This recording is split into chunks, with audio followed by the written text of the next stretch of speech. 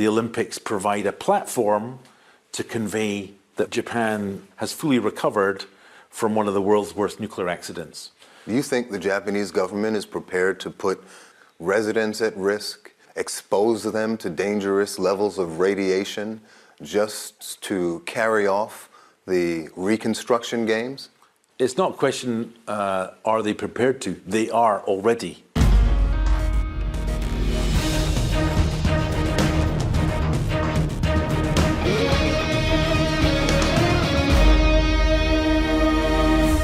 Welcome to the Real Sports Podcast. I'm your host, Max Gershberg. If you've been listening to our bi-weekly show, you know that we frequently dive deeper into new real sports stories, but periodically we also take you back into the archive to update reporting on topics that are timely or have taken on new relevance. And that's what we're doing on this episode, with a subject that our show has covered extensively over the years, and that's front and center at the moment, the Olympics. Real Sports has done many stories that focused on the unseen impacts of global sports' biannual festival. Things like the exploitation of Olympic athletes, the machinations of the International Olympic Committee, or the ways in which countries that host the games have jeopardized the well-being of their own citizens in order to spend lavishly on shiny new stadiums. Reports like these have raised many questions, but made one thing abundantly clear. The stakeholders of the Olympics, like the International Olympic Committee and the countries who bid to host the games, they go to extraordinary lengths to make this event happen every 2 years, no matter the controversy or the cost. And that's always the case. But the Tokyo Games in particular have been an exercise in persistence, not only due to the pandemic, but also hazardous conditions in Japan that have led some to wonder whether these games were a good idea in the first place. On today's podcast, you'll hear clips from a series of reports done by our David Scott, focused on the Tokyo Olympics and the measures Japan and the IOC have taken to ensure that the games go on. And to accompany us for this discussion, we're now joined by correspondent David Scott. David, thanks so much for coming on. Thanks for having me, Gersh. You obviously have a unique view of the IOC and the Olympic Games from all the work you've done. So I'll start by asking you, broadly speaking, when the average viewer tunes to the grand and glitzy opening ceremonies of the Tokyo Games, what will they not be seeing? Well, they won't be seeing the blood, sweat, and tears that the athletes have put in the last, some of them decade or more to qualify for the games. They won't be seeing the media deals that have been cut to the tune of billions and billions of dollars to sort of grease the skids and fulfill the ambitions of the business model of the IOC. In this particular case, this year, they won't be seeing the blood, sweat, and tears put in by the Japanese medical community to contain a still threatening virus. And more, these things will encroach on the games, and I think in some ways, define their legacy. Well, before we get to the complications that the pandemic has posed for the Tokyo Olympics, I want to go back to January 2020, when you reported on another public health issue where these games are concerned, the radiation that still exists in Fukushima from the 2011 tsunami that hit a nuclear power plant and left that region in ruins. While Olympic officials had loudly and proudly said that any radiation was long gone and this was effectively a non-issue, David's reporting told a different story. Take a listen to this excerpt from David's piece last year. Of the 32nd Olympiad in 2020 are awarded to the city of Tokyo. When the Japanese capital was awarded the 2020 Summer Games, the nation rejoiced, and its leaders saw an opportunity. Japan would not just build an Olympics, but would rebuild Fukushima, and in 2020 would show the world that the nation was healed and whole. We believe the Olympics is a chance we must seize.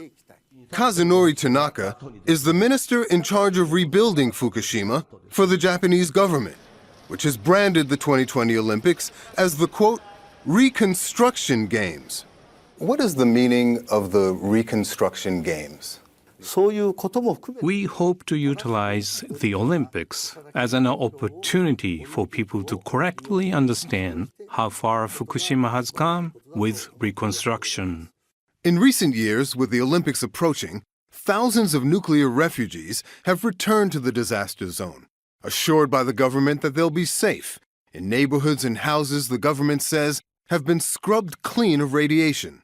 The numbers indicate that there is no problem and there is no need for people to be worried.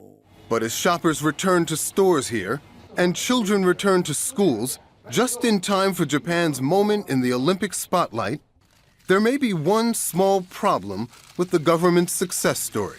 And to say that this is a situation under control is a complete lie. You make it sound like some kind of exercise in propaganda. That's exactly what it is. After the meltdown at the power plant, as everyone else was fleeing the Fukushima disaster zone, nuclear researcher Sean Burney came here, determined to monitor the unfolding crisis up close for the environmental group Greenpeace. For the past 9 years, he's been canvassing the region, measuring levels of radiation, and says that most of the area is not remotely fit for habitation, that it's littered with so-called hotspots, pockets of extreme radioactivity. The sort of radiation levels we have here, if you make a comparison, for example, with chest x-rays, are the equivalent of tens, hundreds, in fact, over 1,000 x-rays per year. What does that mean for my future health? By 1,000 x-rays per annum, you're dramatically increasing the risk that you'll get cancer, and ultimately it will be fatal. Burney says the authorities here know this just as well as he does, but that they're determined to meet their goal, to show the world that the Olympic host nation is fully healed. The Olympics provide a platform to convey that Japan has fully recovered from one of the world's worst nuclear accidents. Do you think the Japanese government is prepared to put residents at risk, expose them to dangerous levels of radiation just to carry off the Reconstruction Games? It's not a question, are they prepared to? They are already. They've put people's lives at risk. They've put children's lives at risk. They've completely disregarded their human rights. So yeah, the Japanese government will do anything it can to basically achieve its objective. We're back with David Scott. David, put Fukushima in context of the Olympics for us. Have competitions or events been planned there? And if not, why has it been so important for Japan to make this big show of the city's resurrection? There is a venue in Fukushima that was used in the lead up to the games. They also made a big show of parading the torch through the streets of Fukushima. It is not a place where, for the most part, events are being held during the games themselves, but it's very much front and center in Japan's own agenda to sort of showcase what they've done to attempt to clean up this nuclear disaster. I think to understand the place that Fukushima holds in the national psyche of Japan, you really have to go back to Japan's first ever Olympic Games, the 1964 Games, which really was a huge coming out party for the country following its isolation after World War II. And they skillfully and successfully used the Games in that way to fulfill their domestic and international diplomatic agenda. And it worked. It mobilized the Japanese people. It allowed Japan to be embraced by the world community in a way that it hadn't been for decades since the Great War. And so fast forward to 2011 and then 2020, and you see a similar kind of national ambition to mark the end of the Fukushima nuclear disaster, to declare to the Japanese public and to the world community that Japan has overcome this catastrophic disaster. And so the Fukushima Games, the Reconstruction Games, as the government branded the games, has been this sort of tortured exercise in both nationalism and international diplomacy. You were on the ground in Fukushima, able to see and feel the remnants of this disaster firsthand. What did you find there? Yeah, well, it's a bizarre scene. First of all, I don't think it's well understood that the reactors that exploded in 2011 are still melting down. and a vast amount of seawater is being used to keep the core cool, lest it melt down again. That's creating its own ecological disaster underground. And then there's the area around the plant. They've deployed a vast army of radiation workers to basically scratch the surface and collect the surface dirt and bag it up. And you see it basically everywhere you look. Nobody knows where to take it. There's no obvious place to dispose of it. And so it just stands there as this sort of morbid monument to the disaster. Well, as part of this report, you also conducted a sit-down interview with a government official from Japan, their Minister of Reconstruction, as he's titled. The discussion turned bizarre, frankly. Can you tell our audience what happened in that interview? Yeah, this was a real, I don't pretend to understand the culture of Japanese bureaucracy. I had never been to the country before. I don't speak the language. But this was a real strange trip down the rabbit hole. When we walked into the room to meet the minister, there were 17 aides aligned in columns and rows in the interview room. I'd never seen anything like that. I've been in the White House when the president is being interviewed, and you don't see 17 aides surrounding him. They were there to feed the minister answers in pretty much real time. And that's something that I had never seen at any time, anywhere in my whole career. And it descended into an absurd farce where aides were at some point crawling on the ground to slip pieces of paper with the right answer to the minister. And so the whole thing really reflected exactly what this story is about. It's an exercise in government control and messaging. You could use the word propaganda and nobody could really fault you, and probably aimed as much at the Japanese public as at the international audience. Well, David, the Fukushima story was really remarkable to watch. And if people out there haven't seen it, the full piece is now on HBO Max, so be sure to check it out. But let's move on to some of your other reporting. While Japan has spent billions to host these games, the greatest stakeholders in any Olympics are the IOC. And you, David, have more recently reported on the lengths the lords of international sport have gone to in order to forge ahead with the games during a pandemic, no matter the cost to public health. It's something we saw in full view last March when the rest of the sports world shut down, but the Olympic mission carried on. Whether it's football, rugby, golf, or Formula One, world sport has come to a standstill. But on the same day those sports were going dark, the IOC was holding a ceremony in Greece to light the Olympic flame.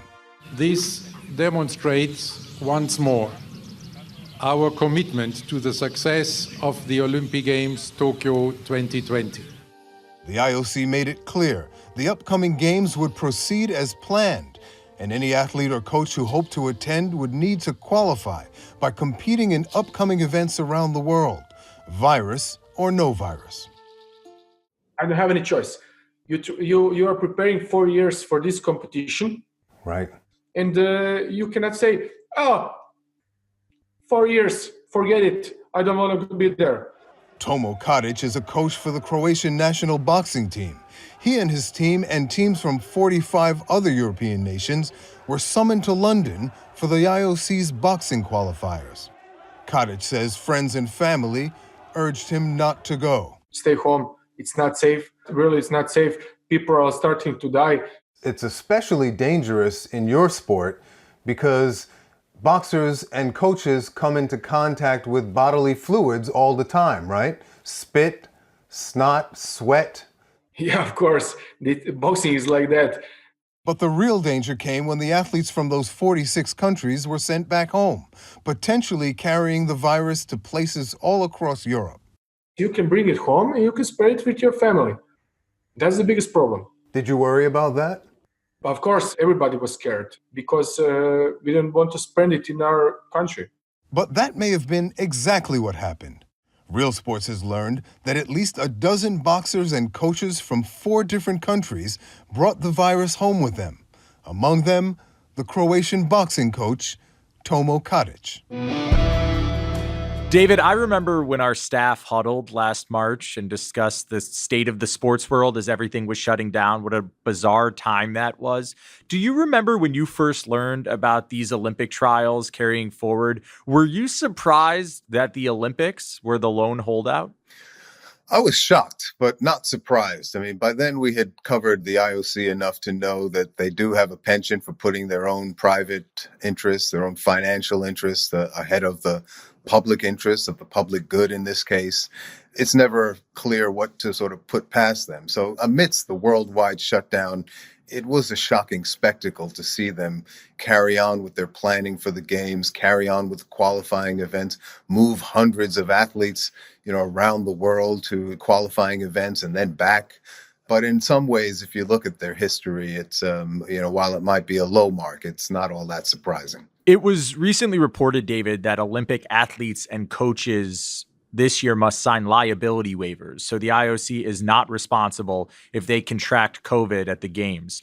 Do coaches like Tomo Katic or Olympic athletes have any recourse to weigh in on safety protocols, which are, of course, especially critical right now during a pandemic? Not in that structure. The IOC governs national Olympic committees in all participating countries. And for all intents and purposes, they control the national bodies. You can opt out, but very few go that course, given the skin that they have in the game. And here's where we're starting to see some separation between some of the Olympic athletes that have a broader perspective and conscious about this stuff and the IOC. There are many Olympic athletes that have grown critical of the IOC and the way it does business. And I think the example of COVID and the IOC's treatment of coronavirus from the beginning has in fact alienated a number of Olympic athletes. But what are they supposed to do? In some sports, there's no professional league equivalent.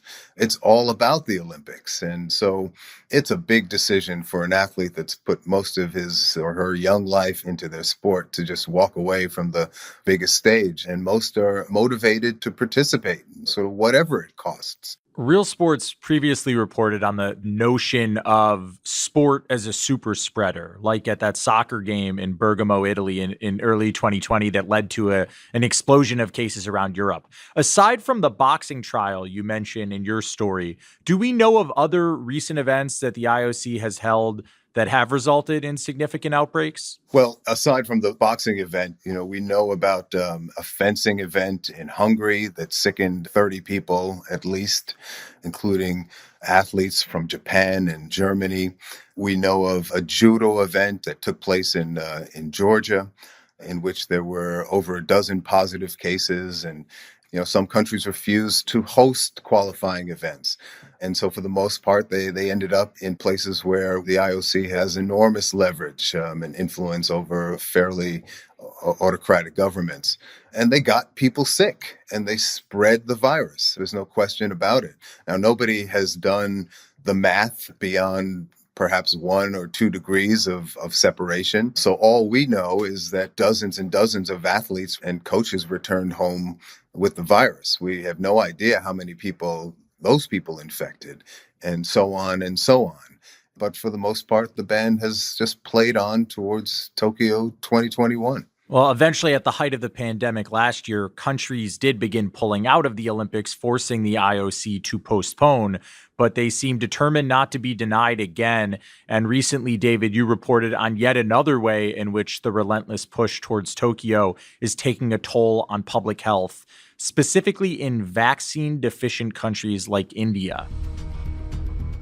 Here in India, funeral pyres have burned day and night, and makeshift graves have been dug around the clock as COVID cases and COVID deaths have piled up out of control. Because this nation, like most others on Earth, has not a healthy supply of the vaccine, but a devastating shortage. Yes, there is a huge shortage. Huge shortage. It's not that you won't get vaccine. Yes, it may take us 4 years at the way things are going to vaccinate people. I don't know. Few people are more aware of the shortage than Raninder Singh, a longtime politician here who has watched in horror as his country deteriorates. Every single segment of our society in our country has lost someone. And not someone, a lot of people. The crisis reached its peak on May 6th, when India set a world record for single-day COVID cases. Yet it was forced to shut down many of its vaccination centers because there were no vaccines to give out. But a far different scene took place that very day behind closed doors, in this hotel ballroom, where amidst the disaster, a parade of young, healthy, and strong men and women were being vaccinated. The man who organized the event was the politician Raninder Singh, who doubles as a powerful Olympic figure in the country. Singh had been given marching orders, he said, by the International Olympic Committee, the IOC, to vaccinate his Olympians before this summer's games. They have to go. My Olympic Committee tells me, the IOC tells me, get them vaccinated. So we are going to be absolutely 100% 2 jabs before we come to Tokyo. The IOC is saying, if we are going to a nation where we are going to be imposing on the locals of that nation our presence, let's at least be as sterile as we can. The same pattern has played out around the world in recent months. Even as most of the world's nations have far too few doses of the vaccines for their citizens, the IOC has been imploring them to vaccinate their Olympians, from Brazil to Kenya to Cambodia and beyond. The IOC president wrote the head of state of Peru, saying, quote, "The global Olympic community has in its affections the brave Peruvian people." And he goes on to say the IOC would strongly appreciate if Peru's Olympic teams could be vaccinated before the Games. Well, I hear a very unethical edict from the IOC in those words. Dr. Michael Baker is the architect of New Zealand's renowned COVID elimination strategy, which has prevented anyone from dying in that country from the virus for nearly a year. He says that the world's priority in distributing vaccines should be clear. It starts with healthcare workers, and then it goes to older populations and those with long-term conditions, and you gradually work down through the less vulnerable groups.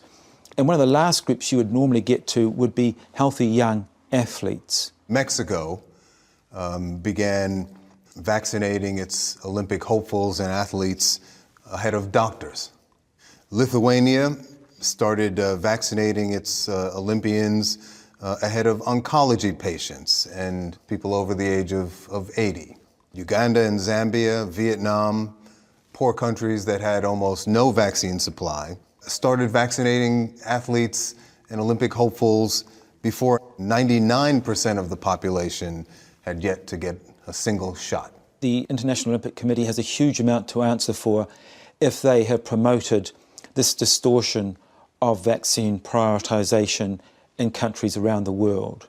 Diverting vaccines away from the high priority groups means people get sick and die. It's very simple. David, Raninder Singh says this vaccine strategy for athletes has been a clear directive from the IOC. But to clarify, is the IOC mandating athletes be vaccinated or just encouraging it? It has not mandated it. In fact, delegations are allowed to travel to Japan unvaccinated, although they have to subscribe or submit to a stricter set of protocols and rules. But they have used their influence to almost strong-arm governments to move the athletes to the front of the line. And they've done so effectively, even in countries that have woefully short supplies of vaccines. As a world community, we're still deep in the tunnel, and there's no light in sight for many, many, many countries. Even the nation of Japan, which is hosting the games, is barely at 11 or 12% vaccination rate. Many of the participating countries are in the single digits. Most of Africa in the single digits. India's today at 5%. So these are countries that are still very much in the midst of the crisis. And there are cases like Peru, where we know the IOC president personally wrote the head of state to ask that the athletes be effectively moved to the front of the line. There's some cases where Olympic athletes and hopefuls got vaccinated before doctors. Many cases where they got the jab before octogenarians. And so it really did distort vaccine distribution in a lot of places in a very ugly way, in an indefensible way. But the IOC is sufficiently muscular organization that it can impose its will. And that's what we saw unfold in the past few months as vaccines have been rolled out around the world. Do we know of any vaccine-needy countries whose Olympic committees have pushed back on this, declined to have their athletes vaccinated, citing this as the reason because they didn't want to jump the line? Well, it's interesting. This is an area where we start to see athletes themselves dissent, particularly the case of Canada stands out. Now, the top Olympic official in Canada, Dick Pound, who's a longtime IOC member, I think he's actually has the most tenure on the International Olympic Committee's executive committee. He defended the practice of moving athletes to the front of the line, even when Canada had, almost nobody who was fully vaccinated. But individual athletes pushed back and refused to go to the front of the line and challenged the idea that it was appropriate. But, as time wore on, I think even some of them ended up, succumbing to the pressure, lest they not be able to safely compete in Japan. All of this raises the question, when it comes to regulating the Olympics writ large, the IOC, as you've noted, essentially oversees the national committees. But is there any check on the IOC's behavior, any mechanism in place that can rein them in if they pursue a course of action that proves dangerous?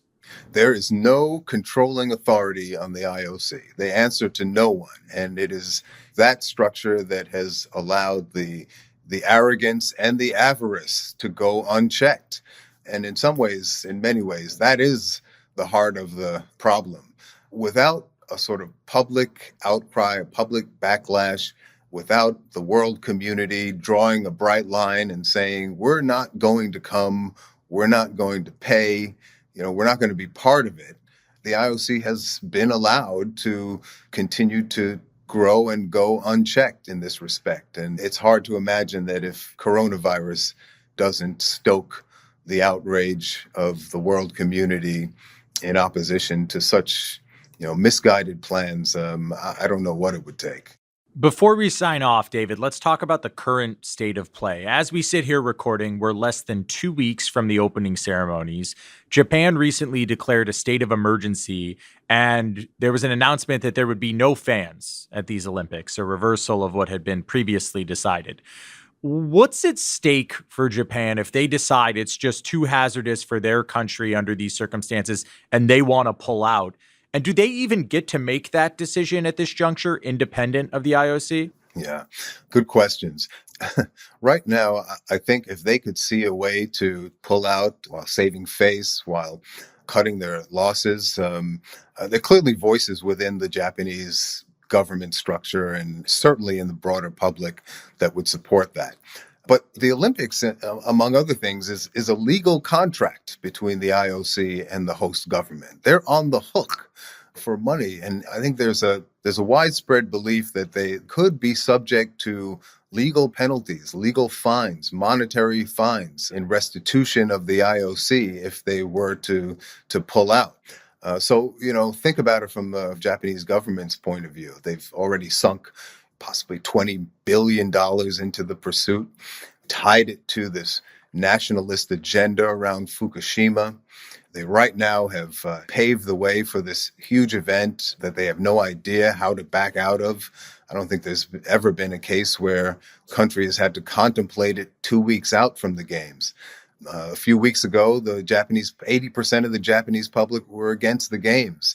The Tokyo Medical Society, which represents 6,000 doctors, pleaded with their government and the IOC to call off the games. This was just, a few weeks ago. 10,000 volunteers quit over concerns about COVID. But that's been replaced by a kind of acquiescence now. And in some ways, that's the IOC's gambit, that they can create this sense of inevitability around the games that causes the host government and Olympic delegations all over the world to follow suit.